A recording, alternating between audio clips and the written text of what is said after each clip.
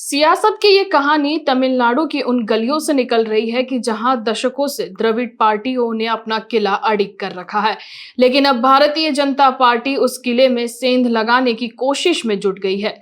ये सिर्फ एक सियासी दांवपेच की बात नहीं है, बल्कि इतिहास, संस्कृति और जनता की भावनाओं का एक ऐसा ताना बाना है कि जो ये सवाल उठता है, क्या बीजेपी सचमुच तमिलनाडु में सत्ता का सपना पूरा कर पाएगी कभी? और इस समीकरण में विजय की पार्टी टीवीके का क्या प्रभाव रहेगा? आइए इस खबर को इतिहास के पन्नों, तथ्यों की रोशनी और विश्लेषण की गहराई के साथ जानते हैं। नमस्कार, मैं जैनिशा और आप देख रहे हैं भारत रफ्तार। तमिलनाडु की सियासत का इतिहास 1967 से शुरू होता है, जब डीएमके ने कांग्रेस को हराकर पहली बार सत्ता हासिल की थी। इसके बाद डीएमके और एआईएडीएमके ने तमिल अस्मिता, भाषा और क्षेत्रीय गर्व को अपनी ताकत बनाकर राज्य पर दबदबा कायम किया। बीजेपी जो 1980 में बनी, कभी इस द्रविड़ गढ़ पर अपना पैर नहीं जमा पाई। 1990 के दशक में राम जन्मभूमि आंदोलन ने बीजेपी को देश भर में मजबूत तो किया, लेकिन तमिलनाडु में उसकी हिंदुत्व की लहर द्रविड़ तर्कवाद और नास्तिकता के टकरा कर बिखर गई। वहीं 1998 में एआईएडीएमके ने वाजपेयी सरकार का साथ दिया, लेकिन ये गठबंधन बीजेपी को राज्य में सत्ता नहीं दिला सका। वहीं 2004 तक उसका वोट शेयर 5% से नीचे रहा, और ये इतिहास बताता है कि तमिलनाडु की जनता ने हमेशा क्षेत्रीय पहचान को राष्ट्रीय दलों से ऊपर रखा है। बीजेपी तमिलनाडु में अपनी जमीन तैयार कर रही है। 2024 के लोकसभा चुनाव में उसने कोई सीट नहीं जीती, लेकिन वोट शेयर 11.24% तक रहा और 2019 में 3.6% तक रहा। ये बढ़त प्रदेश अध्यक्ष के अन्नामलाई की आक्रामक रणनीति और यात्रा का नतीजा निकला। लेकिन इसी बीच तमिल सुपरस्टार विजय ने फरवरी 2024 में अपनी पार्टी लॉन्च की, जो कि सियासी मैदान में उन्होंने कदम रखा। 27 अक्टूबर 2024 को उन्होंने पहली रैली का आयोजन किया कि जिसमें 3 लाख से अधिक लोग जुड़े, जिसके बाद वीडियो सोशल मीडिया पर भी काफी ज्यादा वायरल हुए। उनकी लोकप्रियता का नमूना उन्होंने पेश किया। विजय ने बीजेपी को वैचारिक दुश्मन और डीएमके को सियासी प्रतिद्वंद्वी का करार दिया, कि जिससे तमिलनाडु की सियासत में एक नया मोड़ आता हुआ दिख रहा है।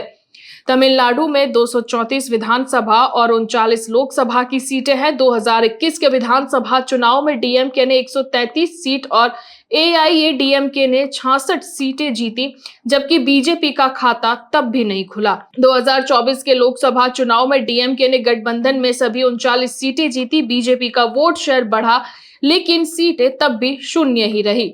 वहीं विजय की टीवीके ने अभी तक कोई चुनाव नहीं लड़ा है, लेकिन उसकी रैली और युवाओं में बढ़ती लोकप्रियता सियासी समीकरण बदलने का संकेत दे रही है। बीजेपी को सत्ता कैसे मिलेगी? वहीं गठबंधन की ताकत, बीजेपी को सत्ता में आना उनके लिए मुश्किल हो सकता है। वहीं एआईएडीएमके के साथ टूटा गठबंधन फिर से जोड़ना एक रास्ता यहां पर हो सकता है। वहीं 2025 में दोनों के बीच तनाव कम होता दिख रहा था। वहां के स्थानीय मुद्दों में अगर बात करें तो हिंदुत्व से हटकर बिजली, पानी और भ्रष्टाचार जैसे मुद्दों पर फोकस करना जरूरी रहेगा।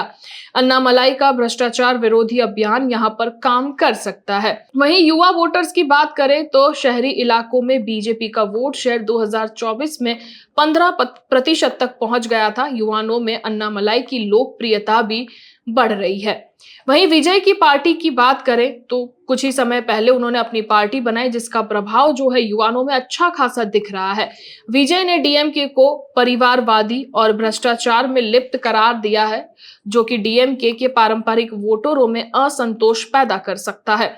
उनकी रैली में दिखी भीड़ बताती है कि युवा और सेमी अर्बन पुरुष उनके साथ जुड़ रहे हैं। अगर टीवीके की बात करें तो डीएमके के 45% वोट में 10 से 12% 40% सेंध लगा सकती है।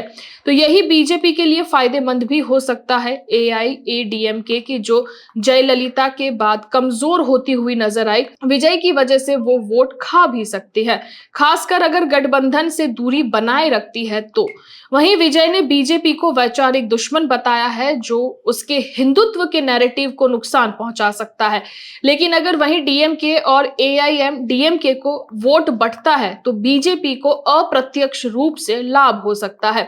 अन्नामलाई का कहना है कि विजय के आने से डीएमके प्रभावित होगी, हमारा राष्ट्रवादी वोट मजबूत हो रहा है, और ये सुझाव देता है कि बीजेपी विजय को डीएमके के खिलाफ एक वोट काटने के रूप में भी देख सकती है। अगर 2026 के बहुकोणीय मुकाबला होता है तो डीएमके, एआईएडीएमके, बीजेपी और टीवीके, तो वोट का बंटवारा बीजेपी के लिए एक अच्छा मौका साबित हो सकता है। मान लीजिए कि डीएमके का वोट 45% है तो 30% तक वो गिर सकता है। वहीं एआईएमडीएमके का 33% वोट है तो वहीं 25% पर वो आ सकता है। टीवी के 15 से 20% इस वोट को ले जा सकती है, तो बीजेपी का 11 से 15% वोट शेयर उसे गठबंधन के साथ सत्ता के करीब ला सकता है। लेकिन ये इस बात पर निर्भर करता है कि विजय कितना संगठन और मजबूत करते हैं। विजय की लोकप्रियता है बहुत ज्यादा है, लेकिन राजनीति में संगठन, फंडिंग और रणनीति की जरूरत होती है। डीएमके और एआईएडीएमके के पास दशकों का अनुभव है। साथ ही में विजय का तमिल गर्व और सुधारवादी रुख डीएमके की नकल लग सकता है, कि जिससे उसकी अलग पहचान कमजोर हो सकती है। साथ ही बीजेपी का साथ, उसकी वैचारिक दुश्मनी उसे गठबंधन से दूर भी रख सकती है। तमिलनाडु की जनता को दो धाराओं में बढ़ती हुई इस वक्त नजर आ रही है। वहां पर एक दुकानदार से बात हुई तो उन्होंने कहा कि हमें तमिल पहचान चाहिए, दिल्ली की सत्ता नहीं। वहीं एक युवा ने कहा कि विजय और अन्नामलाई बदलाव ला सकते हैं। विजय की रैली में उमड़ा जनसैलाब जो है बीजेपी की बढ़ता वोट शेयर दिखाता है, लेकिन लोग पुराने दलों से उब रहे हैं। लेकिन क्या ये असंतोष सत्ता में परिवर्तन लाएगा? क्या बीजेपी तमिलनाडु में सत्ता हासिल कर पाएगी, या विजय टीवीके या तो डीएमके या तो फिर एआईएडीएमके को कमजोर कर पाएंगे? बीजेपी की राह आसान करेगा या खुद एक नई ताकत बनकर उभरेगी? आपकी राय क्या है? हमें कमेंट बॉक्स में जरूर से बताएं।